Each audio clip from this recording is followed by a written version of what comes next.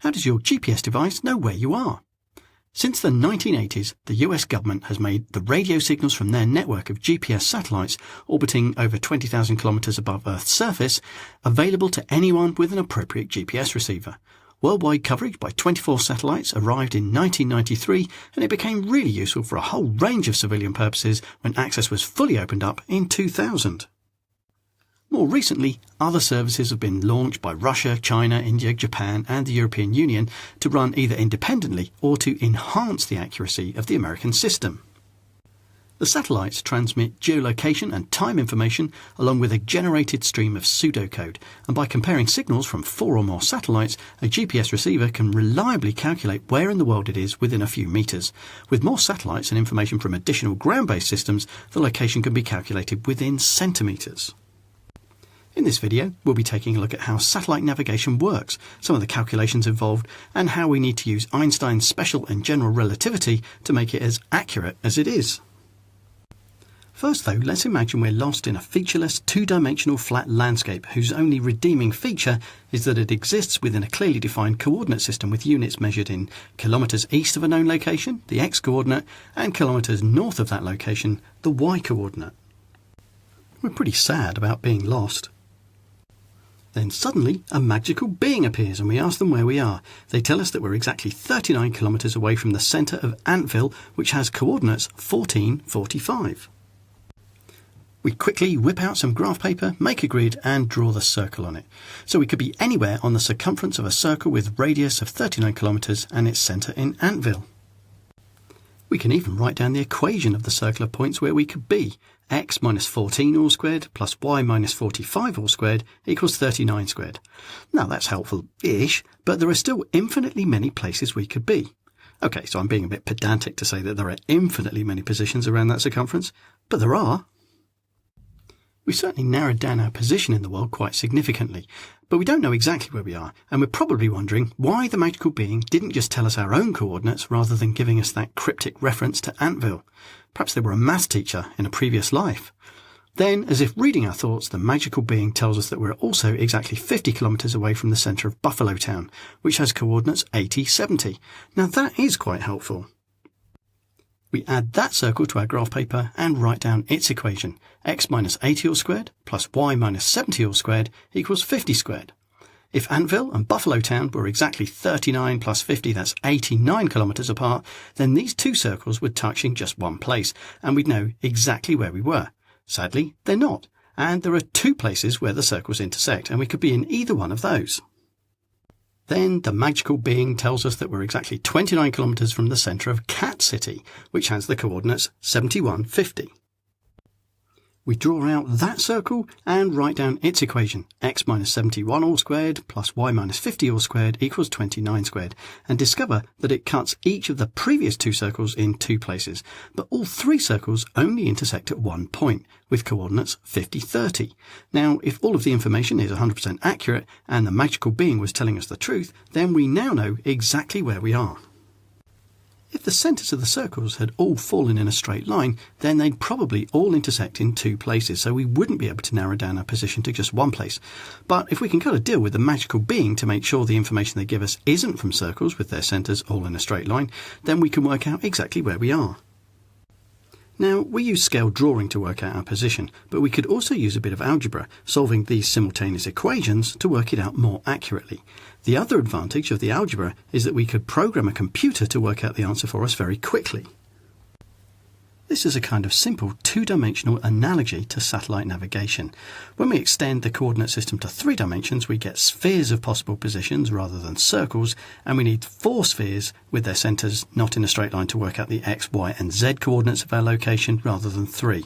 But it's still just a matter of solving simultaneous equations. This technique of using circles, or in the case of GPS, spheres, from known reference points to work out a location is known as trilateration. But it's just part of the process that your GPS receiver device uses to work out where you are. A real-world communication system doesn't have a magic being that can tell you the exact coordinates and distances to known locations. Instead, in our 2D analogy, let's say that we have radio transmitters at the centres of Antvil, Buffalo Town and Cat City, and they're transmitting time-coded messages with their coordinates. The radio transmitters know the time super accurately because they've got atomic clocks, and they also know exactly where they are. Radio waves are electromagnetic waves that travel at the speed of light, 299,792.458 kilometers per second. Well, that's the speed in a vacuum, and it'll vary slightly through the atmosphere, but let's not worry about that yet. To make things simpler in our 2D example, let's say we've got special radio waves that travel at only 1 kilometer per second. So then, we're standing in the featureless landscape, not knowing where we are, we've got our receiver, and the signal takes 39 seconds to get from Antvil, 50 seconds to get from Buffalo Town, and 29 seconds to get from Cat City. If the clock on our receiver is perfectly synchronized with the clocks in the transmitters and continues to run at that same rate, then we can examine the timestamps in the messages and compare them with the time when they arrived, and then we can work out how long it took them to get here. We know that speed equals distance divided by time, so we can rearrange this into distance equals speed times time. The signal from Antvil, for example, took 39 seconds to get here, and the speed of the signal is 1 kilometer per second. So the distance to Antvil is 1 kilometer per second times 39 seconds. That's 39 kilometers. Similarly, we can work out the distances to Buffalo Town and Cat City from the differences in the timestamps when the messages were sent and when we received them. Since the messages also contain the coordinates of the towns, it's as if our magical being is back giving us the information, and we know we can work out exactly where we are. So back in the three-dimensional real world, GPS satellites do all have super accurate atomic clocks on board and are programmed to simultaneously transmit their coordinates in three-dimensional space along with a corresponding accurate timestamp. However, the average GPS receiver doesn't have such an accurate clock. They'd be far too big and expensive to put in your smartphone. This means that the time delay between the signal setting off and arriving at your receiver can't be measured as accurately as we'd like. If the clocks were badly desynchronized, then the calculations would tell you that you were in quite a different place to where you actually were.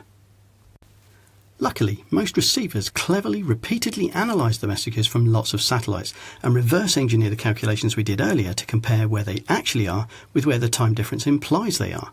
This enables them to update their internal clocks to keep much more accurate time. GPS receivers don't need atomic clocks because they can effectively piggyback off the atomic clocks in the satellites instead. The more satellites your GPS receivers can see, the more data they have to work with, and the more accurate they can be. In 3 dimensions, you generally need at least 4 signals from separate satellites to work out where you are. Although if you have 3 signals, it may be possible to use the centre of the Earth as a kind of 4th satellite, assuming you're on the Earth's surface. But this will almost certainly give you a less accurate idea of where you are.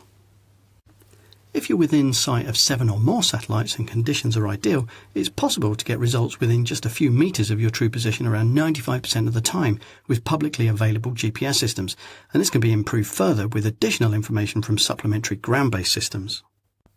Even with the clever clock updates and multiple satellite readings, radio signals can bounce off of buildings, trees and even clouds, and will slow down slightly in denser parts of the atmosphere, which can affect how long they take to reach your receiver.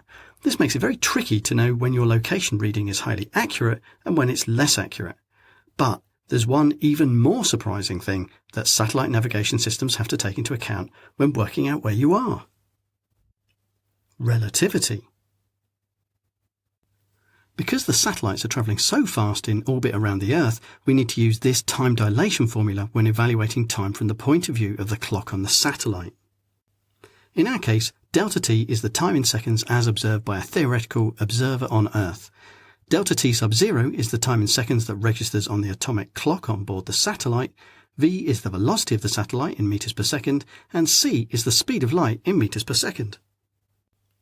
Now, there are 86,400 seconds in a day, and the speed of light is 2.998 times 10 to the 8th meters per second. But what is the velocity of the satellite? Well, GPS satellites orbit 20,000 kilometers above the surface of the Earth, and the Earth has a radius of about 6,371 kilometers. So the circumference of the orbit, assuming it's a circle, is 2 times pi times the radius of the orbit, and that makes 165,693,879.7 meters. It takes the satellite 11 hours and 58 minutes to orbit the Earth once. That's 43,080 seconds. This means the satellite travels at about 3,846.19 metres per second, or 13,846 kilometres an hour, which is quite fast. When we plug those values into the formula, we see that 1 day seems like a day plus 7 microseconds to the satellite. It's going to lose 7 microseconds per day compared to a clock on Earth, even with its atomic clock. But that's not all. The satellites are over 4 times further away from the Earth's centre of mass than we are on the ground, which makes the gravitational effect of all that mass weaker.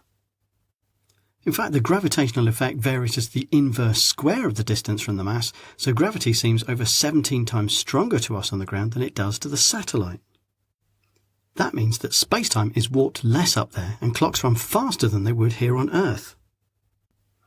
We can express the differences due to gravity in timing observations made on Earth compared to the satellite using this formula, where delta t prime is the time in seconds that passes for the observer under the influence of gravity's clock, delta t is the time in seconds that registers on a theoretical observer not affected by gravity's clock, g is the universal gravitational constant, m is the mass of the gravitational object, Earth in our case, in kilograms, r is the distance in metres from the gravitational object, and c is the speed of light in metres per second.